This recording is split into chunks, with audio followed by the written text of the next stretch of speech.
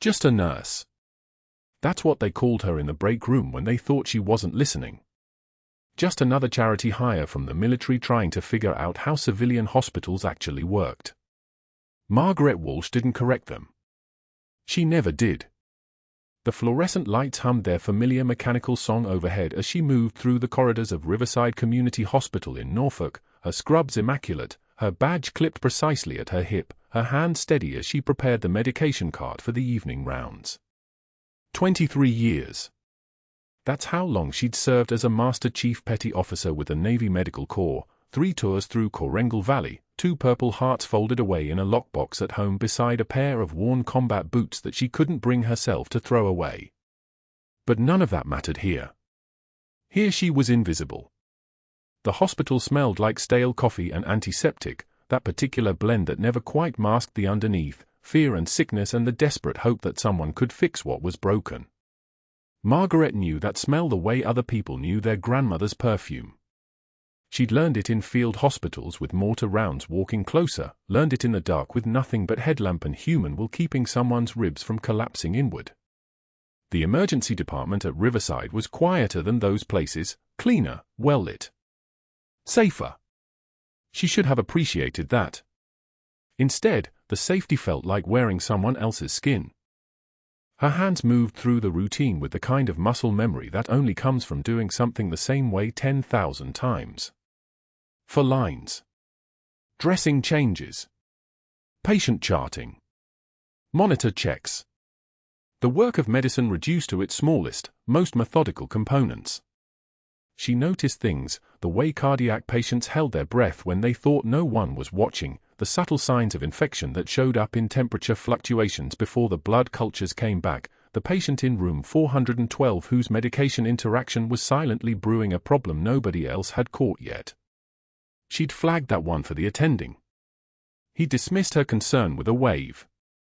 She documented her note anyway. Always document. Always cover the people who couldn't cover themselves. That was the job. That was the mission. That was the only reason she was here. Margaret pulled a cracked coffee mug from the back of the cabinet in the break room, the one that said "World's Okayest Nurse" in fading letters, a gag gift from someone whose name she'd already forgotten. She kept it anyway. People didn't notice the details they saw every day. A mug like that made her blend in. Made her forgettable. Made her exactly what she needed to be. The coffee tasted like every hospital coffee tasted everywhere, warm and vaguely wrong, and she drank it anyway because it gave her hand something to do while her eyes tracked the patient sensors board and her mind processed the shift ahead. Trauma incoming. Vehicle collision, 3 patients, ETA 6 minutes. The radio crackled with dispatch information, and Margaret's shoulders straightened almost imperceptibly.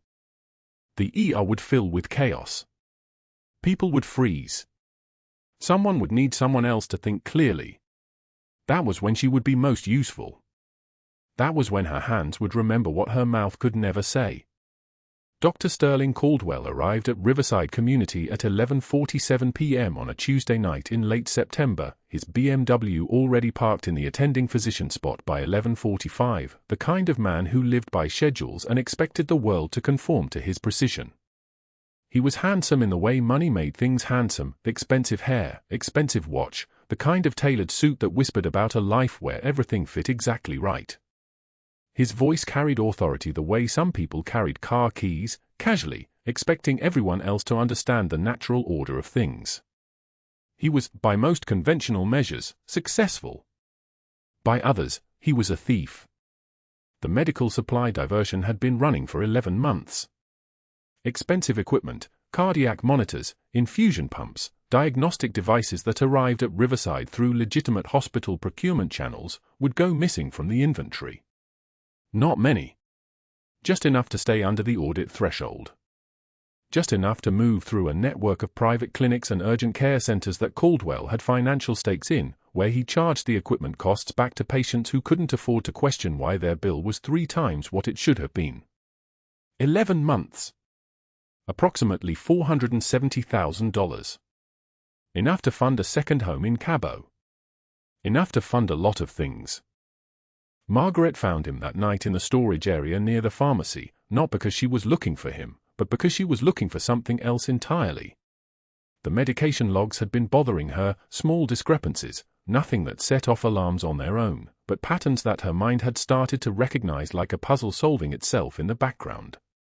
She'd come in after her shift, when the hospital was quieter, when she could think clearly without the constant interruptions of the day.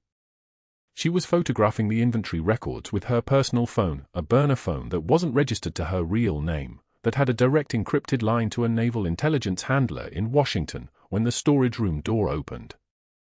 Dr. Caldwell stopped. His hand remained on the light switch. Margaret was standing beside the third shelf, her phone raised, the screen casting a pale glow across her face. For exactly 4 seconds, neither of them moved. She saw the calculation happen in his eyes. Saw the moment he understood that someone had been paying attention. Saw the moment he decided what he was going to do about it. "Inventory audit," Margaret said. Her voice was even. Unremarkable. The voice of someone who had nothing at stake. "The numbers aren't matching the discharge reports." Caldwell's expression shifted, smoothed, became something professional and slightly concerned. "I'll mention it to administration. Those discrepancies usually come from clerical errors." He smiled. It was a good smile. "Practiced. Late night for a floor nurse, Margaret. Something keeping you from home?" She pocketed her phone. "Just wanted to understand the system better." "Of course." He stepped aside to let her pass. Polite. Courteous. A man with nothing to hide. "Well, don't let me keep you." Margaret moved past him into the corridor. Her heartbeat remained steady. Her hands didn't shake.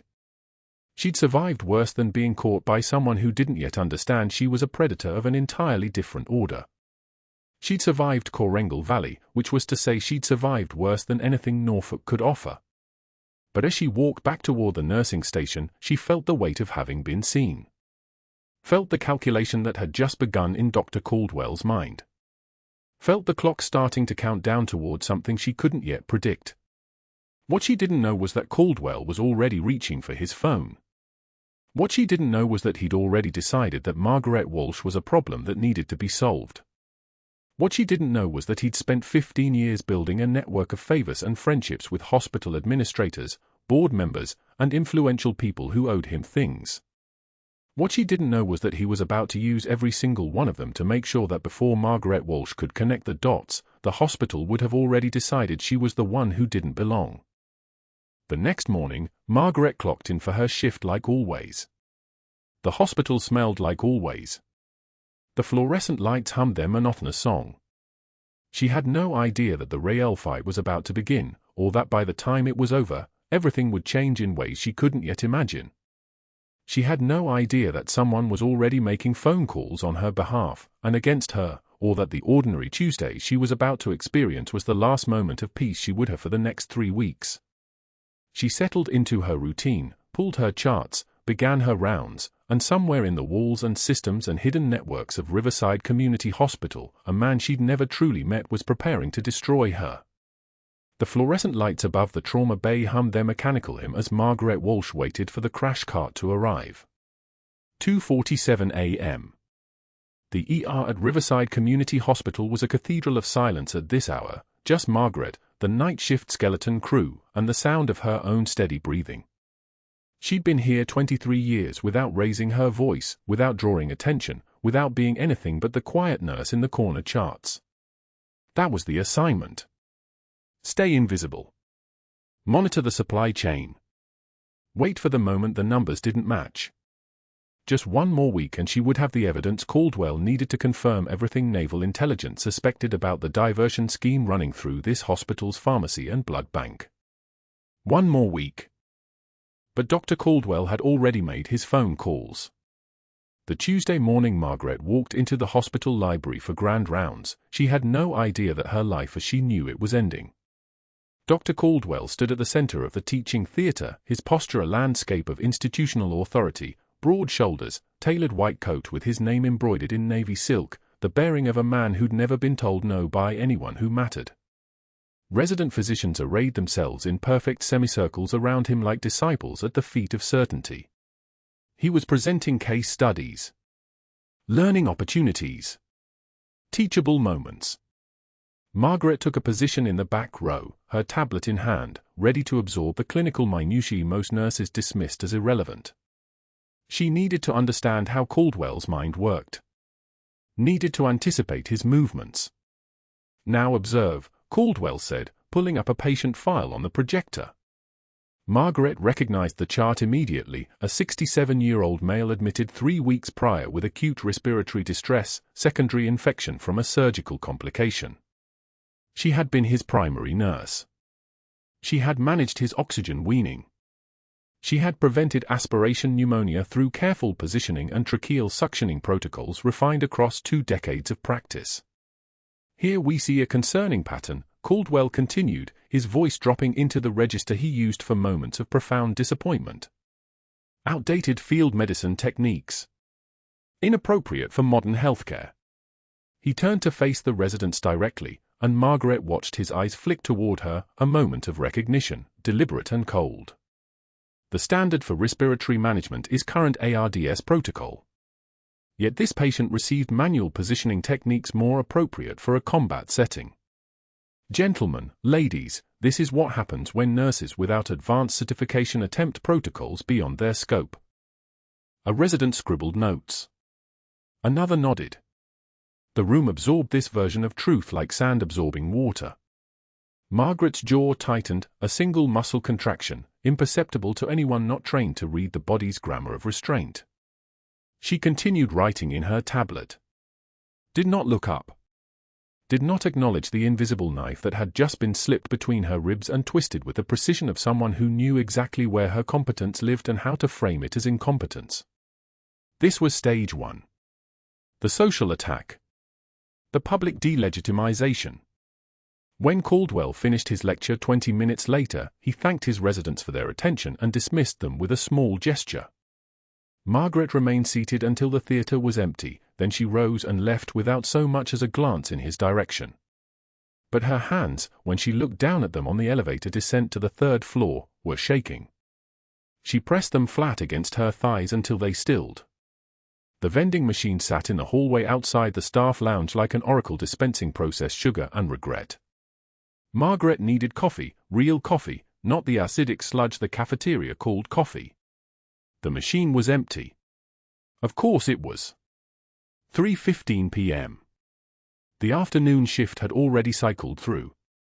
She was standing there, staring at the vacant carousel of cups, when Dr. Caldwell turned the corner with 2 other attending physicians trailing behind him like remeras attached to a shark. He moved with the fluid confidence of a man walking through a kingdom that loved him. When he saw Margaret, something flickered across his face, a moment of satisfaction, as if he'd calculated her position and found her exactly where his algorithm predicted. He stopped. The other doctors stopped. "Master Chief." He said it softly, almost gently, his tone dripping with a kind of performative concern. "I mean, Nurse Walsh, correct? I've been meaning to ask you something." He stepped closer. The other physicians shifted their weight, already anticipating something worth watching. "I noticed you accessed the restricted medication log yesterday. The narcotics inventory." Margaret turned to face him fully. Her spine was a column of iron. Her breathing measured, controlled, the breath work of someone who'd been trained to remain functional while bleeding out. "I'm wondering, and I ask this with genuine professional curiosity, do you understand the difference between an authorized access and basic sterile procedure? Because those seem to be 2 separate knowledge gaps I'm observing." One of the physicians made a small, stifled sound. Laughter. She wasn't entirely certain. "The log was part of my assignment," Margaret said quietly. Her voice was steady as a surgical laser. "Dr. Hayes asked me to audit the supply reconciliation." "Dr. Hayes?" Caldwell's eyebrow climbed with theatrical grace. "Interesting. Because I spoke with Dr. Hayes this morning. He said he made no such request. In fact, he expressed some concern about whether our charity hires really understand the boundaries of their authority. The words were carefully chosen, each one a calculated strike at institutional belonging. Charity hire. The phrase hung in the hallway air like smoke.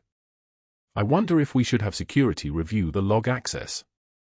Just to be thorough. Margaret did not respond. Did not acknowledge the threat. Did not allow her face to register the fact that she understood exactly what he was doing, documenting a pattern, building a case, assembling witnesses. She simply walked past him, past the vending machine, toward the stairwell. She heard his voice follow her, "Have a good shift, nurse." The tone suggested she would not have a good shift. That good shifts were no longer in her future. 40 minutes later, Margaret stood alone in the medication supply closet on the 4th floor, surrounded by pharmaceutical inventory and the smell of antiseptic that never quite masked the underlying chemical signature of controlled substances. She closed her eyes. She'd been holding her breath, literally holding it, for 5 minutes while charting at a desk outside Caldwell's office, maintaining the posture of compliance while every system in her body wanted to move. Wanted to strike. Wanted to correct the narrative being constructed around her. She exhaled now, and the sound was longer than any breath should be, a release of pressure that had no clinical name in any modern hospital protocol. But it had a name in Coincidental Valley. It had a name in the field hospitals where she'd worked with exactly the techniques Caldwell was dismissing. It was called survival. She opened her eyes and stared at the bottles arranged on shelves in perfect rows. Fentanyl. Morphine. Hydromorphone. The medications that existed to reduce suffering. That existed because Margaret and thousands like her had learned how to manage pain in contexts where pain was information, where pain was data that told you what was broken and what needed fixing. Caldwell had never been in a situation where the difference between outdated and current was the difference between a patient living or dying. He'd never had to choose between protocol and life. He'd never had to decide if a tourniquet applied 30 seconds ago was the distinction between going home or not going home. She left the closet and returned to her shift. At 2:15 a.m. the following morning, Margaret was running labs on the 4th floor when the overhead intercom shattered the quiet with a code that changed everything. Code blue, emergency department. Trauma incoming. ETA for minutes. A vehicle accident, the dispatch radio crackled. Multiple victims. One priority one. Her hands moved before her conscious mind registered the movement, already pulling her badge off its lanyard, already walking toward the elevator. The night shift at Riverside Community had contracted to a skeleton crew that could barely manage routine admissions. A mass casualty would overwhelm them. She knew this. They knew this. And she also knew that Caldwell, who maintained admitting privileges despite his evening schedule, was somewhere in this hospital. She knew he would respond. She knew what his response would look like. The emergency department doors burst open at 2:19 a.m. and the paramedics emerged with a human being reduced to vitals and wounds. Male, approximately 70 years old, anterior chest trauma secondary to blunt force. Passenger side of a collision. His breathing was labored, his oxygen saturation dropping, 88, 86, 83, the numbers cascading downward like a countdown to cardiac arrest. Dr. Caldwell arrived 60 seconds later, moving with the confidence of a man who'd rarely confronted a problem he couldn't solve through hierarchical assertion. He surveyed the trauma bay the way a general surveys a battlefield, not to understand the terrain, but to understand the audience. Residents gathered. Nurses positioned themselves. An attending from ICU stood by. Everyone waiting for Caldwell's first move. "Get me a 14-gauge and RSI meds," he ordered, already reaching for the intubation equipment before a proper assessment was complete. The attending from ICU, Dr. Reeves, a man Margaret respected, stepped forward. "Dr. Caldwell, we should get imaging first. Assess for pneumothorax." "I've got this," Caldwell said, not looking up. He was already sliding the endotracheal tube, and Margaret watched his technique with the clinical clarity of someone who'd seen 10,000 intubations. His angle was off. His hand positioning was compromising his line of sight. The tube went past the vocal cords, but the confirmation was wrong, breath sounds on both sides, which meant he'd probably intubated the esophagus. The patient's oxygen fell to 79. 78. 76. He's not oxygenating, someone said.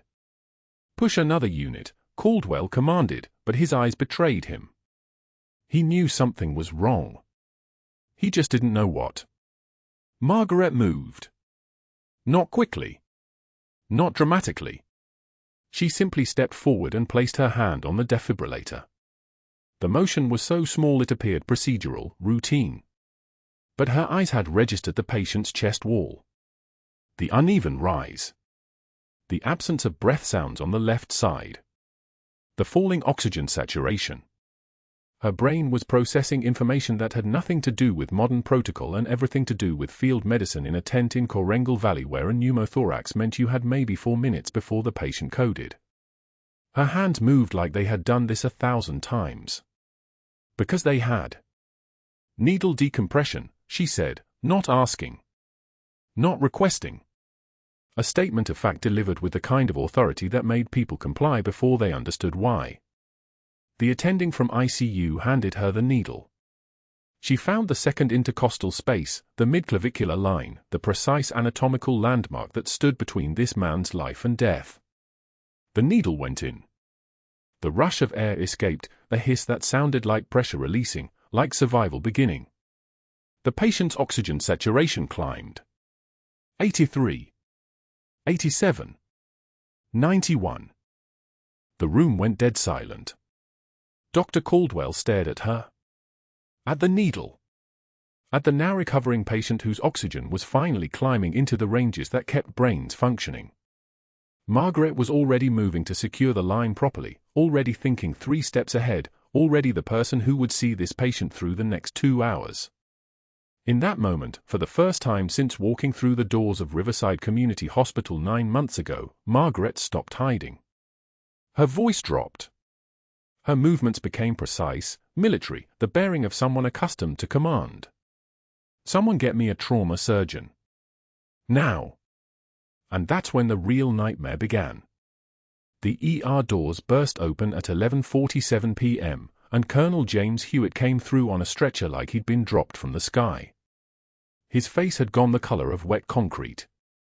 The paramedics were shouting vitals over each other, chest pain radiating to the shoulder, shortness of breath for the last 30 minutes, O2 sat dropping from 94 to 88 during transport. Pulmonary embolism. Blood clot somewhere in his lungs, cutting off oxygen like a tourniquet around his throat. Margaret was restocking the crash cart when she heard the call. Routine Friday night at Riverside Community, the kind of shift where nothing happened and everything happened at once. She moved toward Trauma Bay 3 without breaking stride, muscle memory taking over before her conscious mind caught up. The paramedics transferred him, a broad-shouldered man in his 60s, military bearing even horizontal, the kind of person whose jaw stayed clenched even when the pain was trying to split him open from the inside. Dr. Caldwell arrived 90 seconds later, moving like he owned the room and everything in it. He glanced at the monitor, glanced at the patient, and made his decision without checking a single thing that mattered. Start anticoagulation protocol. Get him upstairs for a CT scan and we'll embolectomy if needed. Margaret read the numbers the way a musician reads a score. The O2 sat had dropped to 84.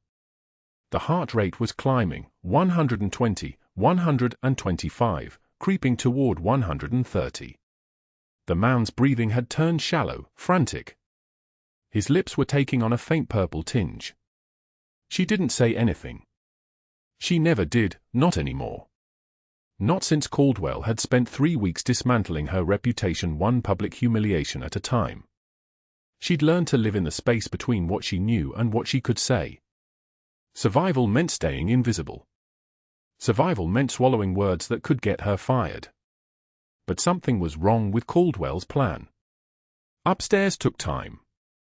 CT took time. By the time they got him to imaging, this man's lungs were going to fail.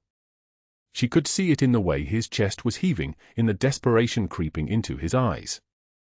She'd seen this before, 16 times in the Korengal Valley, when soldiers came in with penetrating chest trauma and there was no hospital, no surgery suite, nothing but her hands and whatever equipment she could salvage from a burning Humvee. "His oxygen is still dropping," Margaret said quietly. Her voice came out steady as a metronome. 84, 82 now. Caldwell didn't look at her. "We're moving him up." The monitor beeped its mechanical warning. 80. The man's eyes went wide with the realization that his body was betraying him, that something was dying inside his chest and he could feel it happening but couldn't stop it. Margaret's hands moved on their own. She grabbed a 14-gauge needle from the crash cart, her movements precise as a surgeon's, and didn't ask permission because there was no time for permission and she could already feel herself slipping backward through 18 years, past the scrubs, past the floor nursing position, past the Norfolk deployment, all the way back to a field hospital made of canvas and prayer where the only thing between a man and death was her willingness to do what nobody else could do. The needle went in at the second intercostal space, midclavicular line. The hiss of air escaping. Tension pneumothorax, his lung had collapsed, and the pressure was crushing his heart from the inside out. This wasn't the original problem. This was what happened when the original problem got ignored long enough. This was what happened when a man couldn't breathe and nobody was listening to what his body was screaming. Caldwell spun around. "What are you doing?" Margaret didn't answer. The O2 monitor started climbing already. 82. 85. The man's breathing eased by maybe half a degree, but it eased. She'd bought them time. Not much. Enough. "Get away from that patient," Caldwell said, his voice taking on that particular texture that made other people flinch. The voice of a man who was used to being obeyed. The voice of a man who understood that a nursing credential and a floor position meant she had no authority to do anything without his approval. Margaret reached for the scalpel. The room went very still.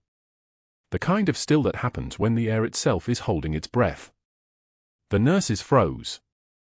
The residents froze.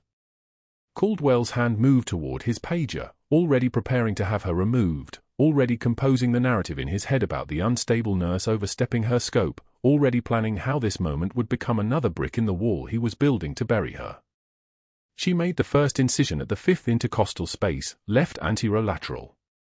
One precise line.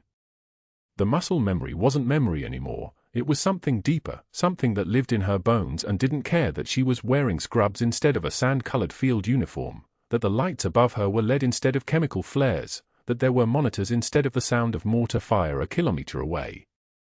Pain was data. Data was survival.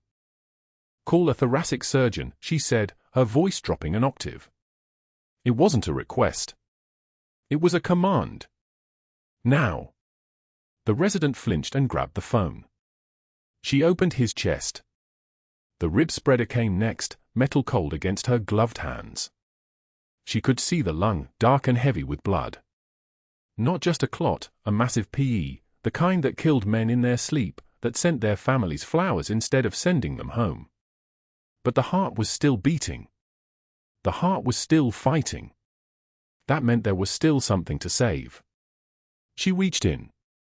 Her fingers found the pulmonary artery and began the manual massage that would keep blood flowing while everything around her fell apart, because it was falling apart. She could feel it, could sense Caldwell moving toward the phone, could hear the words forming in his throat about protocol violations and scope creep and the dangerous incompetence of a floor nurse who'd somehow forgotten her place.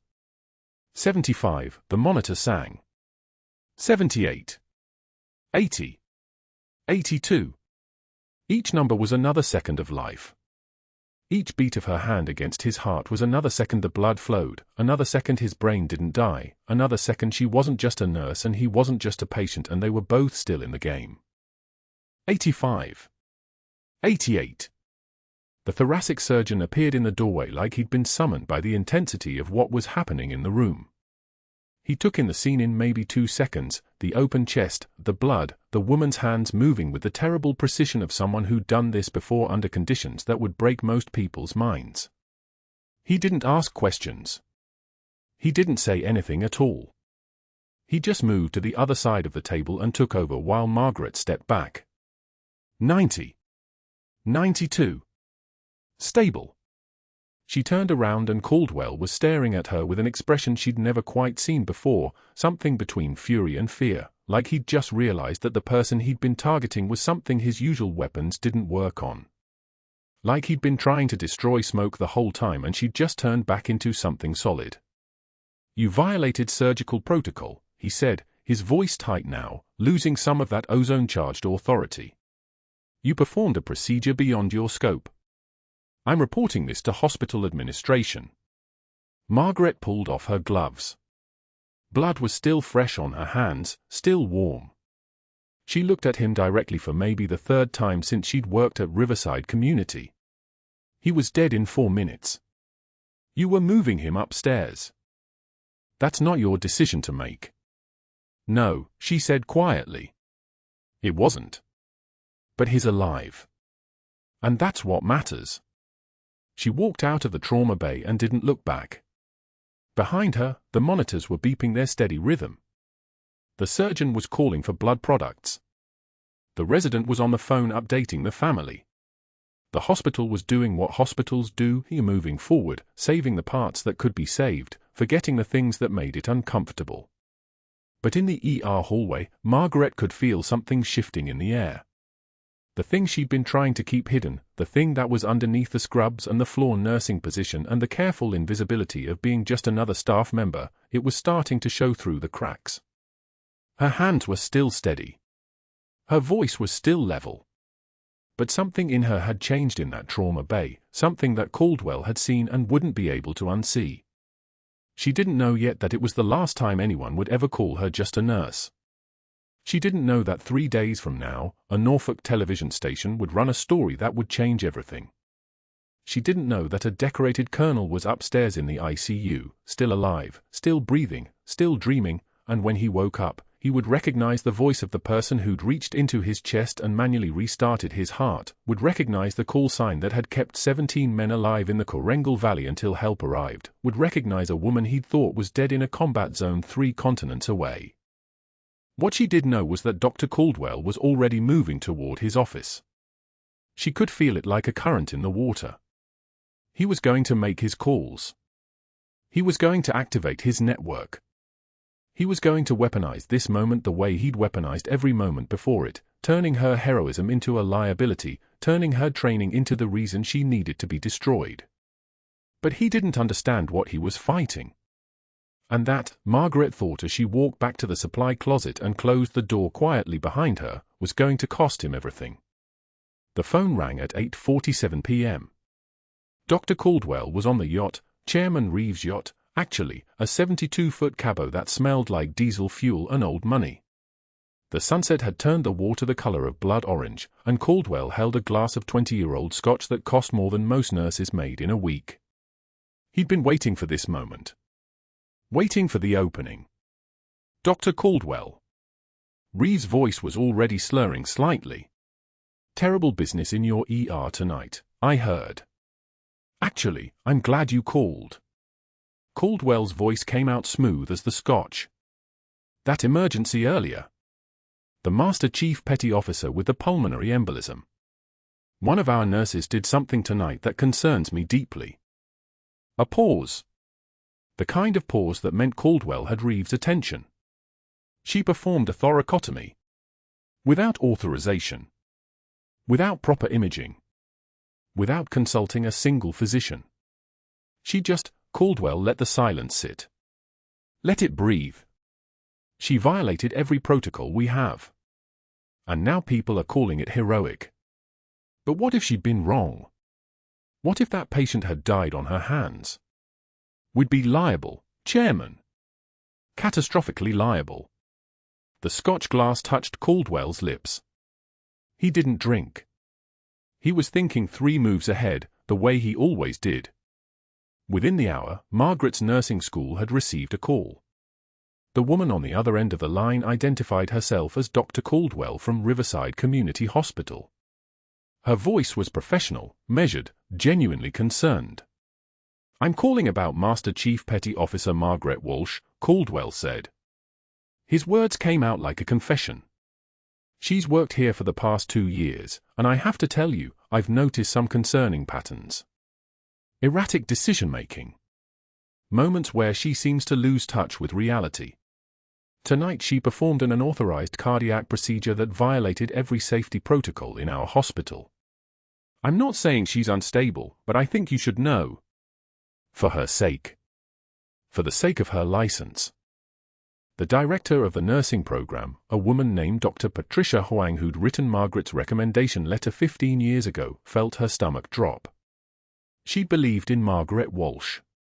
She'd staked her reputation on that recommendation. I appreciate you calling, Huang said carefully. But Margaret's record here was exemplary. 15 years ago, yes, Caldwell said.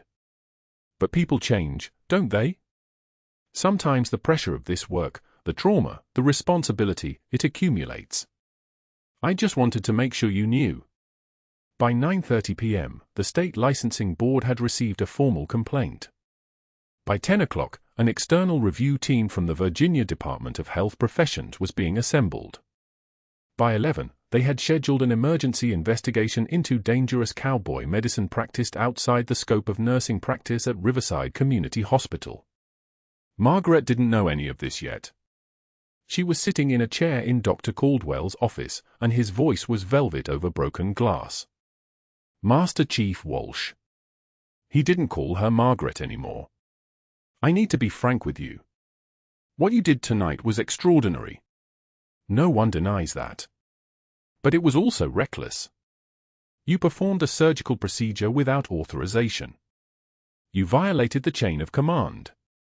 You practiced outside your scope. She said nothing. Her hands were folded in her lap, completely still.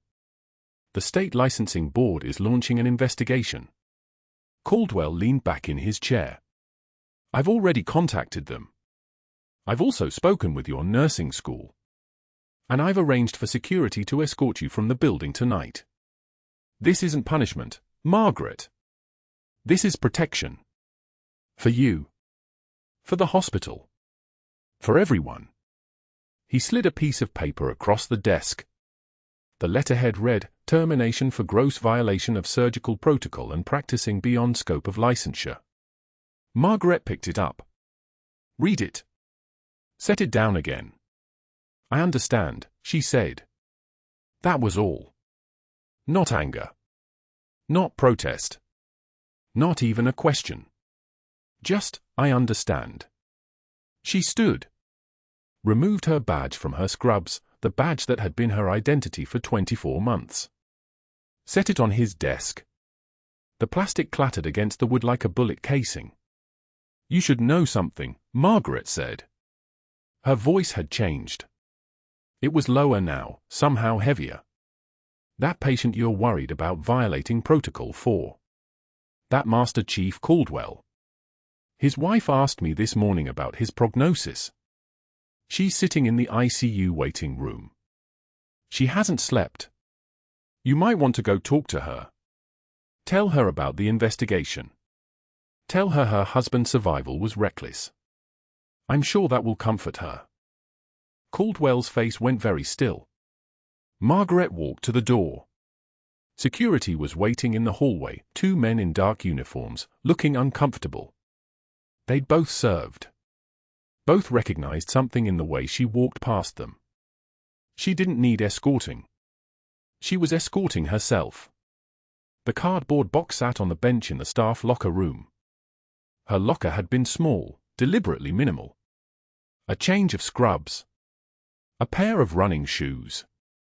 A coffee mug someone had given her at orientation, world's okayest nurse, in faded letters. A plant in a chipped ceramic pot, a succulent that had been dying for months because she forgot to water it. And at the very bottom, wrapped in a plastic bag, a photograph. Coincidental Valley. 2009, 18 of them standing in front of FOB Barry. Half of them were smiling at the camera. The other half were looking at Margaret. She was in the center, hands on her hips, and even in the photo you could see the weight of it, the weight of keeping people alive in a place where death came on the wind. 7 of those faces were now at Arlington. She'd attended 6 of the funerals. She'd missed one because the mission had her in Peshawar. She'd sent flowers to the widow's house. That was all she could give. The rain started as she left the hospital. It came down in sheets, the kind of November rain that feels personal, like the sky is crying specifically for you. The bus stop was 2 blocks away. Margaret sat on the bench, cardboard box in her lap, and watched the rain patter against the plastic covering the schedule board. The mug was cracked. She dropped it once, weeks ago, and it had survived the break but not with dignity. The succulent was brown now, completely dead. She'd finally watered it yesterday and it had made no difference. Some things, once they start dying, they just keep dying. The photograph was still dry inside the plastic. 18 faces. 7 gone. And her, sitting alone on a bus stop bench in Norfolk, Virginia, at 11:15 at night, with a cardboard box and a secret that could destroy her. She pulled out her phone. No messages. The number she'd been calling for 2 years, her handler, the contact who'd placed her at Riverside Community, went straight to voicemail. The same message it always gave, the same automated recording that told her absolutely nothing. The mission had been simple: monitor Dr. Caldwell. Watch for evidence of the supply diversion, the narcotics trafficking, the whole operation that moved through the hospital like an infection. Document everything. Don't intervene. Don't blow your cover. Wait for extraction. Except the colonel had come in dying, and muscle memory had overridden orders. Her hands had known what to do. They'd done it without asking permission from the person sitting in the cardboard box on a rain-soaked bench. Margaret held the photograph up to the streetlight. 18 faces. She'd saved lives for 23 years. Held men together while medics' hands shook from adrenaline. Stitched wounds in 40-degree heat. Stayed calm while rounds came in and dust filled the air and someone was screaming. She'd given up marriage for this. Custody of a daughter who'd grown up knowing her mother was the woman in the uniform, not the woman who came home for Christmas every 2 years. She'd given up normalcy. She'd given up a life where people knew her real name, where she could walk into a room without calculating exit routes, where she could sleep without waking to the sound of distant thunder. And now she was unemployed, under investigation, and completely isolated. The rain picked up. Thunder rolled across the city like artillery moving into position. Margaret looked at the photograph again. At the Marine who'd been her best medic. At Sergeant Riley, who'd taken shrapnel meant for her. At Captain Holloway, who'd taught her that pain was just information, that the body tells you what it needs if you learn to listen. 7 of these faces had learned to listen too late. She held the photograph over the trash can next to the bus shelter. The wind pushed at it.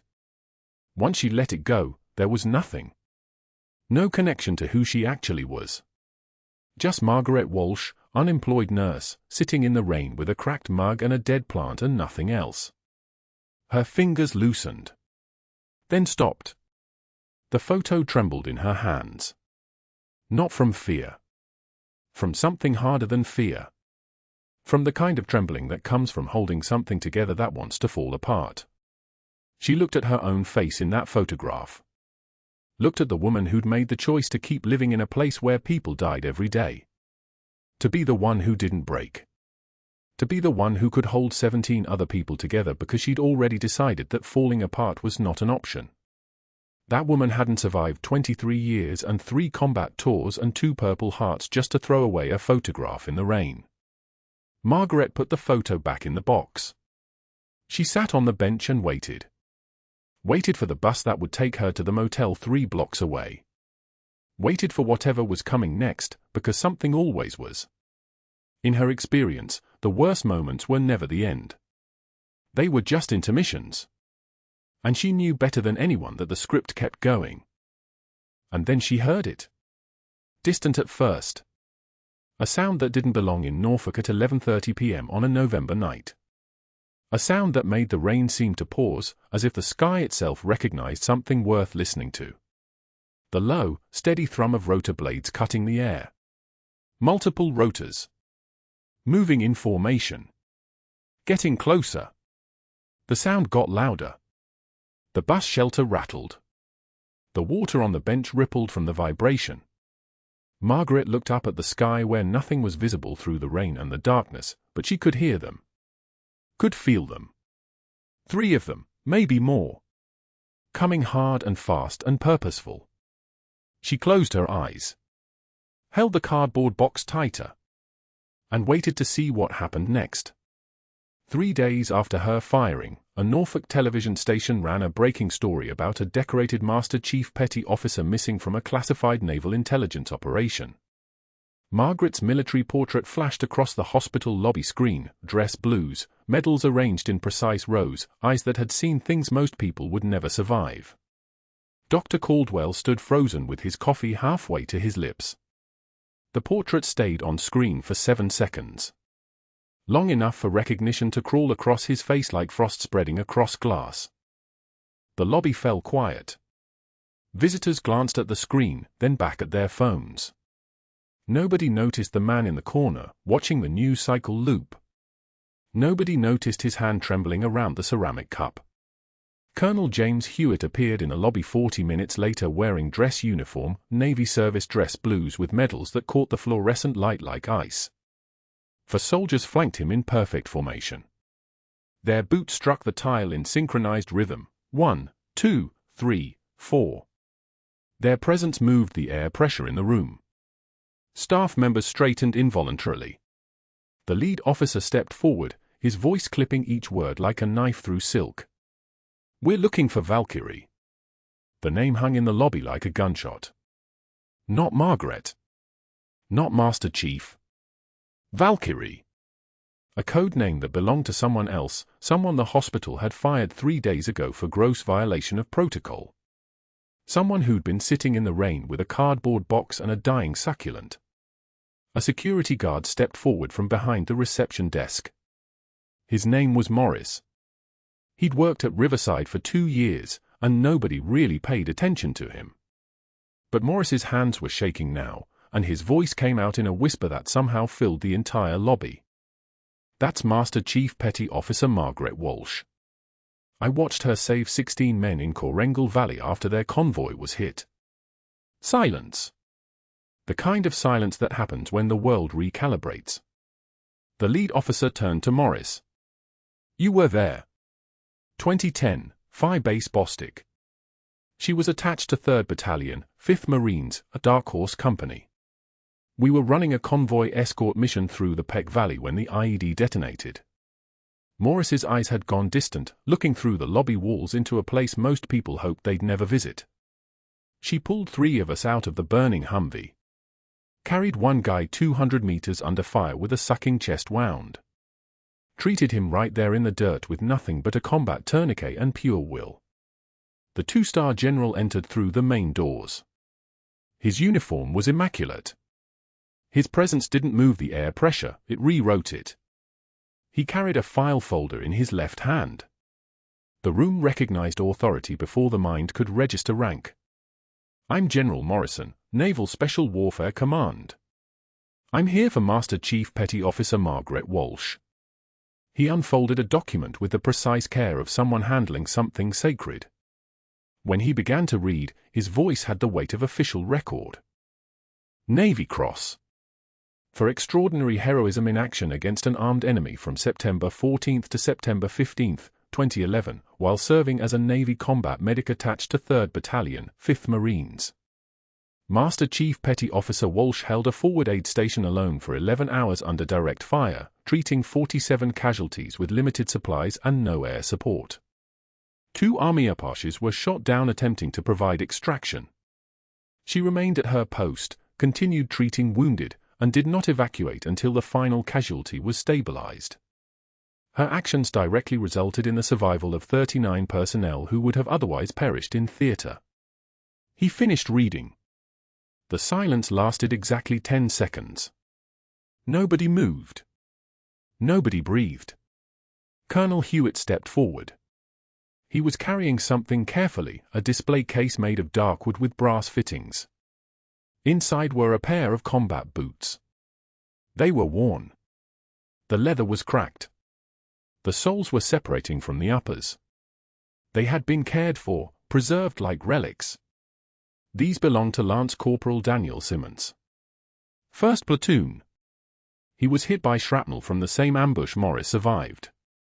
Hewitt's voice was steady, but there was something underneath it, the tremor of a man holding something he'd promised to deliver. Master Chief Petty Officer Walsh knew he wasn't going to make it. The infection had already set in. She knew it. He knew it. So she asked him what his last wish was. Hewitt lifted the boots an inch higher. He said he wanted to walk home with dignity. So she took off her own boots, gave him hers, and carried him out on a stretcher through the blood and smoke wearing nothing but socks and determination. He made it to Landstuhl Medical Center. He lived another 3 days. Just long enough to call his mother. Hewitt's jaw tightened. Before he died, he told his family to preserve these boots. Said they carried the weight of a warrior who gave everything. His family donated them to the battalion museum. But the general thought you should have them. The lobby erupted in applause. Real applause, not polite clapping but the sound of people who understood they were witnessing something that transcended the everyday. Nurses who'd worked beside Margaret for 5 months without knowing her name stood with tears streaming. Residents who'd heard her called incompetent during grand round stood with fists clenched. The fluorescent lights hummed their mechanical song, indifferent to the transformation happening beneath them. But that wasn't the worst part for Dr. Caldwell. In his office on the 4th floor, state investigators had already begun cross-referencing Margaret's patient files with his surgical records. They'd noticed something during their routine audit, something that didn't add up. A patient admitted with a simple appendicitis who'd developed a post-operative infection. Then another. Then another. A pattern began emerging like invisible ink under ultraviolet light. Dr. Caldwell had been altering post-operative reports. Specifically, he'd been documenting complications that never occurred, then blaming them on nursing care. A perforated bowel that he'd actually caused during surgery, documented as a complication that occurred on the ward. A missed vessel ligation that caused internal bleeding, attributed to Margaret's failure to monitor vitals correctly. 14 cases. 14 altered records. 14 opportunities to hide his own surgical mistakes behind the competence of his staff. The federal investigator stood in the hallway outside Dr. Caldwell's office. She had the look of someone who had spent 30 years separating truth from institutional lies, and she'd found his lies sewn into the fabric of his career like a disease. "We found the original operative notes," she said quietly. "The ones before you edited them. We've already sent them to your malpractice insurance company." Dr. Caldwell's face went the color of hospital walls, pale, washed out, the color of surrender. The coffee cup slipped from his fingers. It hit the tile and broke into pieces that scattered like teeth. Downstairs, the applause was still echoing through the lobby. But Dr. Caldwell could hear something else underneath it, the sound of his career disintegrating with the same surgical precision he'd used to destroy Margaret's. The investigator stepped closer. "You're under federal investigation for fraud, falsification of medical records, and malpractice. Your medical license is suspended effective immediately pending review. You need to contact your attorney." She turned to walk away, then paused. "You picked the wrong person to fight." 6 months later, a new nameplate hung on an office door at Riverside Community Hospital. Director of Emergency Medicine. Margaret Walsh. The office had a window that overlooked the parking lot. There was a display case on her desk. Inside were worn combat boots. Below them was a brass plate, in memory of Lance Corporal Daniel Simmons, 1st Platoon. He asked for dignity. She gave him more. Margaret was in the ER when the shift started. She moved between beds with the authority that comes from having already survived the worst the world could offer. A resident approached her hesitantly, unsure if this was the same quiet nurse who'd been fired, or someone new. "Patient in bay for is showing signs of septic shock," the resident said. "We're about to start pressers." Margaret nodded. She didn't say anything unnecessary. She just walked to Bay 4 and began the assessment with hands that had held lives together in worse places than this. Push 1 mg epinephrine 4. Get me a blood culture before the antibiotics. Type and cross for 2 units. She paused. And someone find me an extra set of hands. 3 nurses moved at once. Nobody questioned her anymore. In a strip mall outside Tucson, Arizona, a man in a gray polyester vest stood behind a folding table displaying supplemental health insurance brochures. His name tag read, Steve. He flinched whenever anyone called him doctor, which was happening less and less as word spread through the medical community about his altered records. His credentials had been revoked. His hospital privileges were permanently terminated. His malpractice settlement had cost him $847,000 in unmarked payments to families who'd trusted him and been betrayed by his arrogance. He sold insurance now. $330 a week. He ate lunch alone. He drove a 2008 Honda Civic. Nobody wanted to be near him, not because he was quiet or strong, but because he was the opposite. He was the man who'd picked a fight with someone he thought was defenseless, never understanding that the most dangerous people were the ones who had nothing left to lose. Margaret checked on her patients through the evening shift. A woman who'd overdosed on opioids, stable now, breathing on her own, her family holding vigil at her bedside. A construction worker with a fractured femur, surgery scheduled for tomorrow, prognosis good. An elderly man with pneumonia, antibiotics running, lung function improving by the hour. She wrote notes in perfect handwriting. Precise observations. Clear clinical judgment. At the end of her shift, she stopped by her office and looked at those worn boots. The leather was still cracked. The soles were still separating. But they'd walked home with dignity. That was what mattered. The trembling wasn't fear. It was restraint. For 234 days, she'd restrained herself from revealing what she actually was. She'd let Caldwell humiliate her without flinching. She'd absorbed his attacks and filed them away like intelligence. She'd waited. And waiting, real waiting, the kind that requires actual strength, had transformed everything. She put on her jacket and walked through the parking lot toward her truck. Behind her, the hospital glowed against the night sky. Ahead of her, the future was exactly what she'd chosen it to be, not a title, not an office, not validation from people who doubted her. Just the chance to help people who needed it. Just hands that could save lives. Just another shift where she showed up and did what she was trained to do. Power isn't a title. Power is the ability to help. The truck's engine turned over. Margaret pulled out into the Norfolk night, the sound of the engine fading into traffic. If you've ever been underestimated by someone who didn't know your true strength, if you've ever swallowed an insult instead of answering it, if you've ever waited for the right moment to show who you actually are, hit that subscribe button and share this story. Because the quietest person in the room might just be the one holding it all together.